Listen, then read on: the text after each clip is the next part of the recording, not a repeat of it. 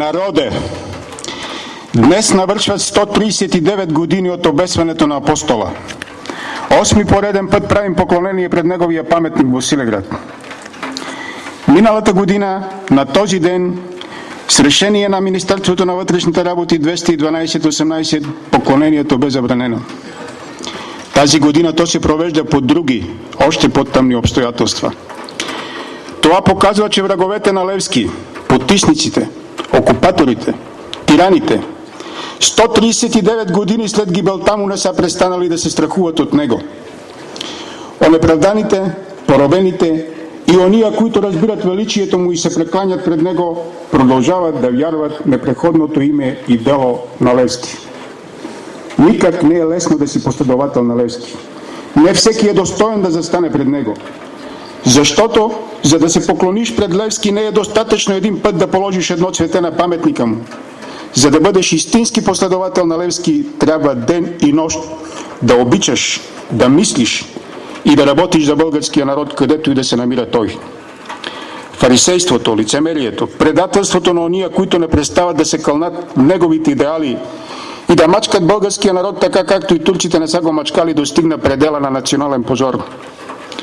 И колкото и горчиво да звучи, ако днес от някъде се появеше Левски с идеите си, в които десетилетия наред продължаваме лицемерно да се кълнем, опасявам се, че отново ще бъде обесен със същата жестокост и същото хладнокръвие, както и преди 139 години. Ония, които предадоха Левски тогава, не са престанали да го предават и днес. Предават идеалите, заветите му за национална свобода и национално достоинство и всички ония основополагащи ценности, върху които почива устройството на държавите от свободния свят. Ние, които издигнахме този светъл образ в нашия град в рекордни срокове и под нечовешки условия и го открихме на 4 март 2005 година, продължаваме да споделяме и изповядваме тия ценности. Доказали сме го неведнъж, продължаваме да го доказваме и сега. Много ми се искаше именно днес да спестя всички тежки думи, които напират от мен. Но питам се, имам ли право на това, ако делото на Левски е застрашено? И реших да го послушам. Кажи ти, байно, твоите и аз моите кривици, па да се поправим и все напред да върви.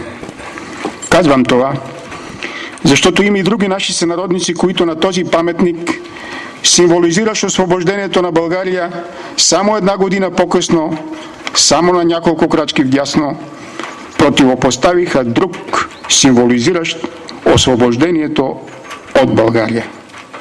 Майка България обича всичките си деца, но понякога се налага някой от тях да бъдат дръпнати за ушите.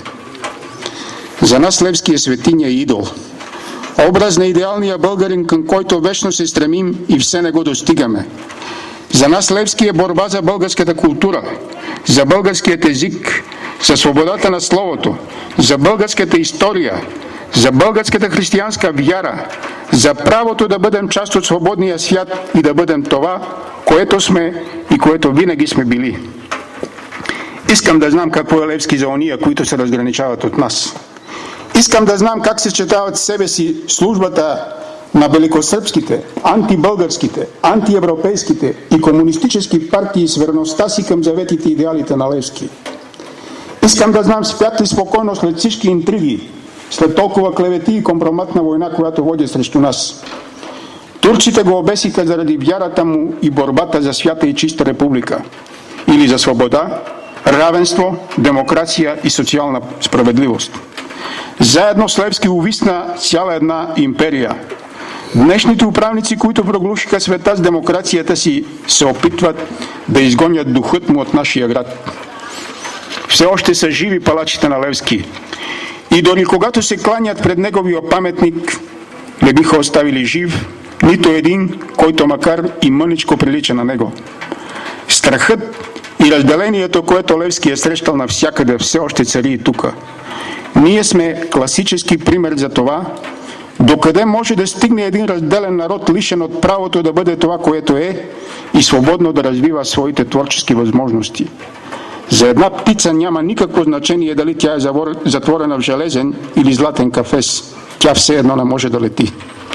И ония, които днес ни хранят с лъжливите надежди, че трябва само още малко да потърпим, докато и Сърбия стане членка на Европейския съюз и всичко ще дойде на мястото си, забравят, че съвременна Европа не е изградена от окупирани територии и потиснати народи, а от свободни и отговорни граждани.